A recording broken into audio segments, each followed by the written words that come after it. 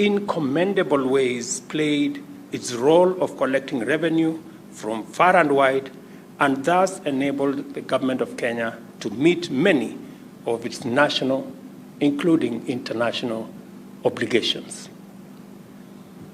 But as I mentioned during the annual Taxpayers Week, Kenya Revenue Authority has some way to go in becoming the fit-for-purpose National Revenue Administration agency that Kenya needs at this point in our development journey. Although there is steady growth of revenue mobilized by the authority over the years, it remains far short of our potential. You heard me mention the other day that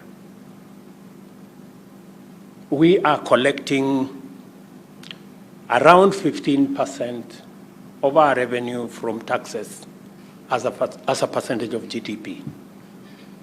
Countries who are peers to Kenya, I remember giving examples of, South Africa, Morocco, Tunisia. They collect between 22 and 25%, actually 28% of GDP. The management, board and management of KRA need to ask yourselves, how come we are collecting 15% of GDP while our peers are collecting 25% of GDP? That's the question that must exercise your minds, both in Treasury, at the board level, the senior management, and the staff of this great institution.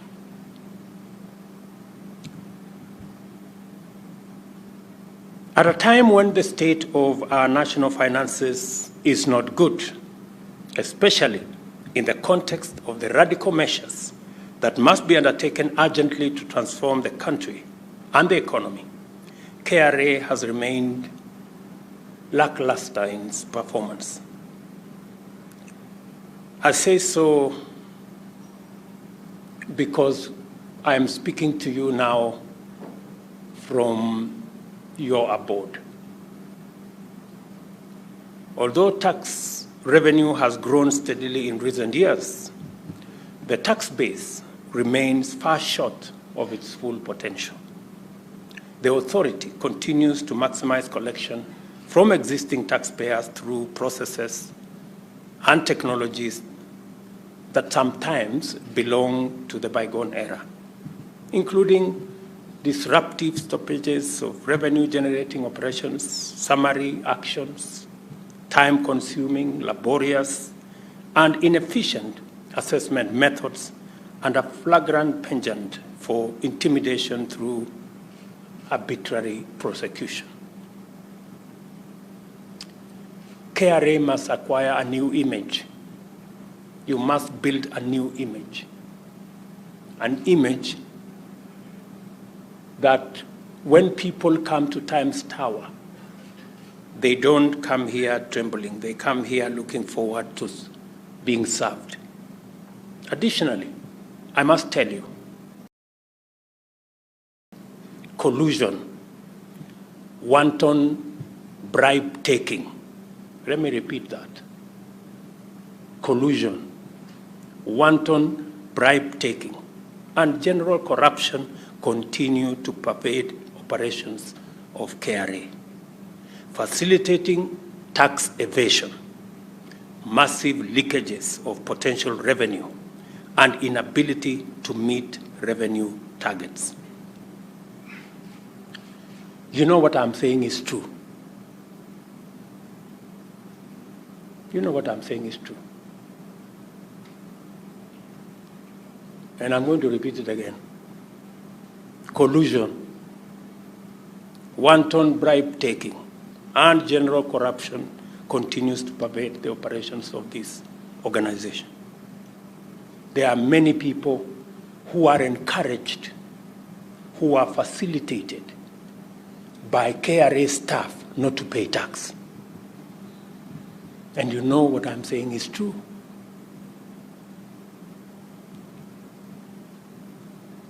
You know very well we would be collecting more money than we are doing, but because we have staff in KRA who do not work for the government of Kenya, they work for themselves. And they work for other entities. And their biggest assignment is to assist taxpayers, not to pay tax, but to assist taxpayers to evade paying tax.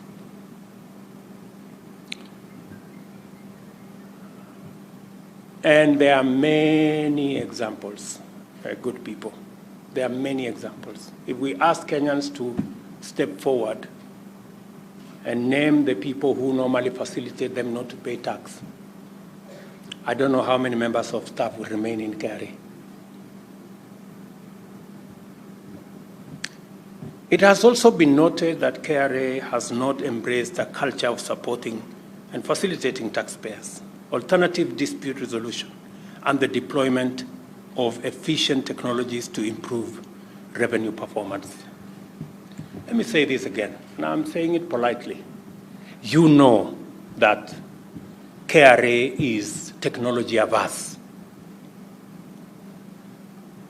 In fact, it is public information that any attempt to digitize, to professionalize KRA has been met by a lot of resistance from staff in KRA. Because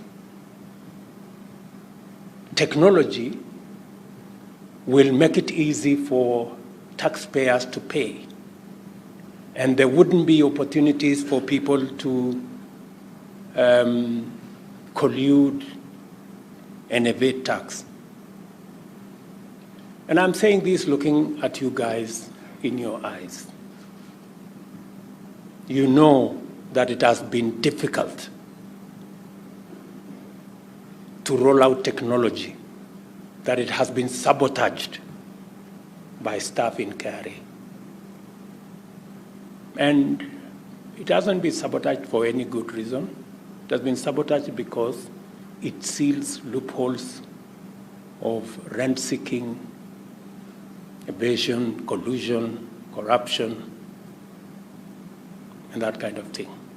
In particular, the resistance to the introduction and upgrading of revenue administration technologies is an emphatic signal of the corporate culture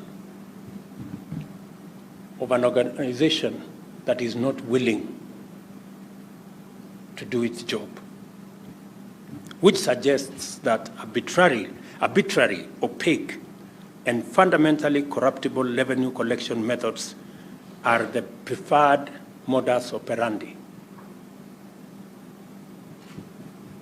It is expected that high costs will be cited as the excuse, because I keep hearing, oh, we do not have enough money to do this, we do not have enough money to do that. But I remember having a meeting with the acting CG and staff members who came to see me. And I gave them a simple example. I asked them, the people who do betting, because those people who do betting, they pay staff at KRA. And you know they do.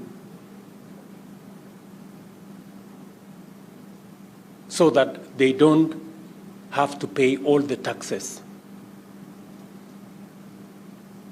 that are due to the government of Kenya. So I asked, why don't we digitize? Why don't we sit down with Safaricom and tell Safaricom, look, as these people bet, why do we have to wait up to 20th? Why don't we split As somebody is betting, we know what tax is. Let us integrate the system between KRA, Safaricom, and the betting companies. When somebody places a bet, you know, the money for betting goes this way, the taxes go the other way, and everybody is good. And we don't have to have a meeting on the 20th of every month. We can finish that business instantly.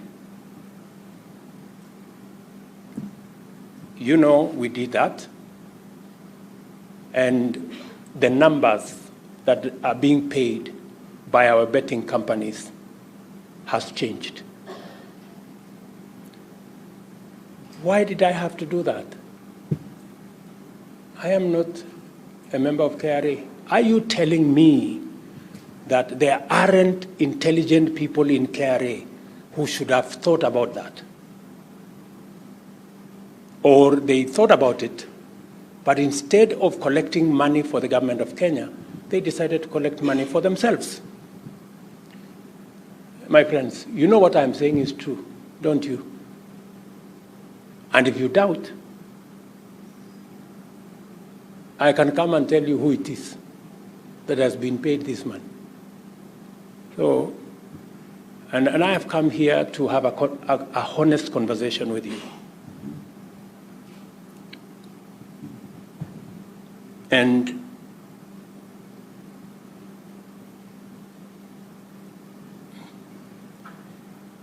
I will not accept that you telling me that technology is difficult. How much money did we have to spend to get the betting companies to pay their full share of revenue that they are supposed to do? It costs us nothing. It is a commitment to do it that we need. And therefore, we all know what's going on, don't we? A culture of corruption, good people, collusion, inefficiency, and unprofessionalism is much more costly to the country than any efficient technology will ever be. And I'm telling you this with a lot of clarity. It is therefore imperative that the authority urgently undertakes serious and effective culture change throughout the organization and expeditiously adopts and implements the best technologies to facilitate efficient revenue mobilization. I had a long chat last week, not last week, this week, is it? Yeah, this week, with the management of KRA. And we went through the motions. We are having another meeting. When is it? The other week on Monday. Because I have to be honest with you, I have to be candid, because I have a job to do. And I need us to work in concert. I need us to work with synergy so that you can do your part in building our nation by doing what the government of Kenya has hired you to do.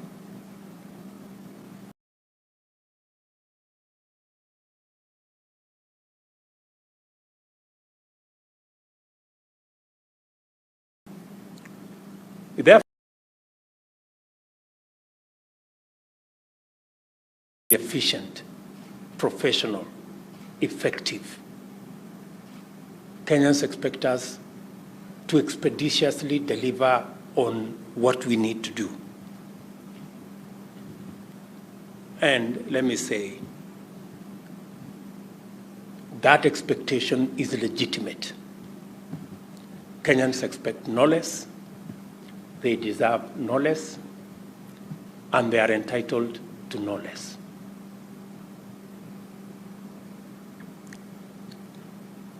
But the problem is not confined to KRA. The government in general must do much more to build public confidence that it can and will manage public resources honestly, efficiently, transparently, and accountably. The Constitution mandates it, the law requires it, and basic decency demands us to do it. The big question that many Kenyans ask me, and you know very well that I am a very big advocate of Kenya Revenue Authority. You know that. I have gone out of my way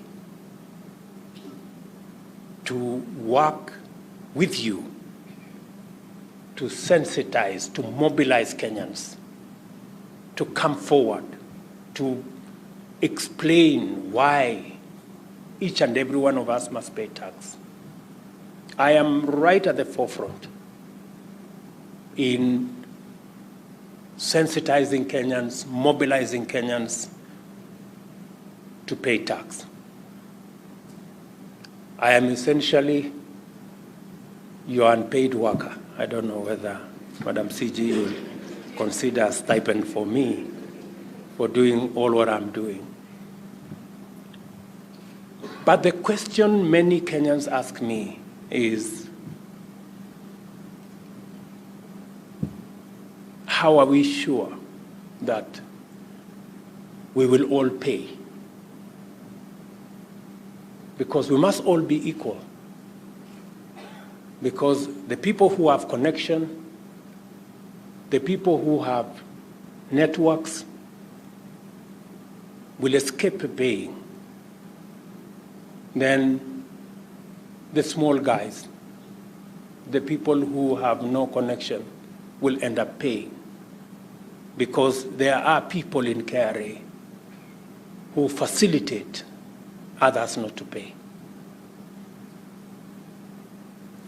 The next question Kenyans ask me is, how sure are we that our taxes will not be stolen by public officials sitting in ministries, departments, agencies, offices?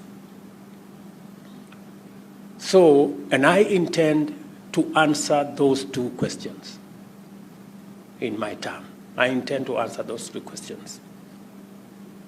And as I have said, I will take personal responsibility over the safety and the proper use of the public resources of the people of Kenya. It's the only way they can continue to legitimately pay their taxes.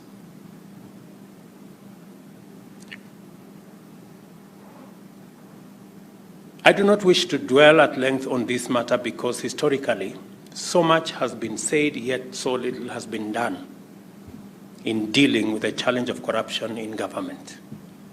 I just want to make the following commitment firmly and clearly. My office shall be responsible for ensuring effectiveness, efficiency, transparency, and